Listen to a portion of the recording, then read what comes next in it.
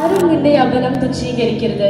വാക്കിലും നടപ്പിലും സ്നേഹത്തിലും വിശ്വാസത്തിലും നിർമ്മലതയിലും വിശ്വസിക്കുന്നതിന് മാതൃകയായിരിക്കേണ്ടതിന് 1 തിമോഥെയോസ് 4:12 തിരുവചനം നമ്മെ ഓർമ്മിപ്പിക്കുന്നു.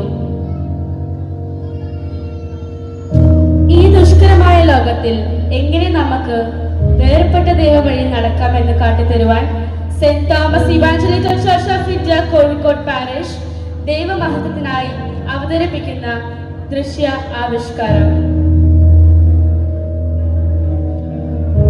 ഒരു കുഞ്ഞിന്റെ ജനനം മുതൽ അവളുടെ അമ്മയുടെ സ്നേഹത്താലുള്ള വാത്സല്യത്തിൽ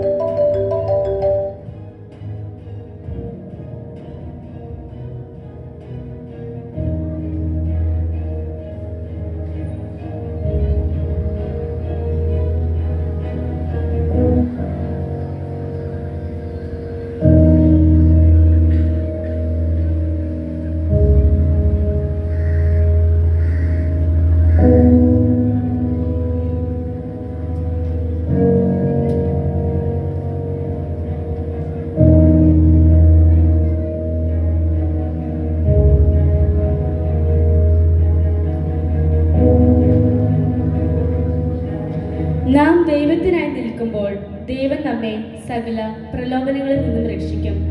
സഭാപ്രസംഗിയിൽ പറയുന്നു, എല്ലാറ്റിന്റെയും സാരം കേൾക്കുക, ദൈവത്തെ ഭയപ്പെട്ട് അവന്റെ കൽപ്പനകളെ പ്രമാണിച്ചു കൊള്ളുക. അതാകുന്നു സകല മനുഷ്യർക്കും വേണ്ടുന്നത്.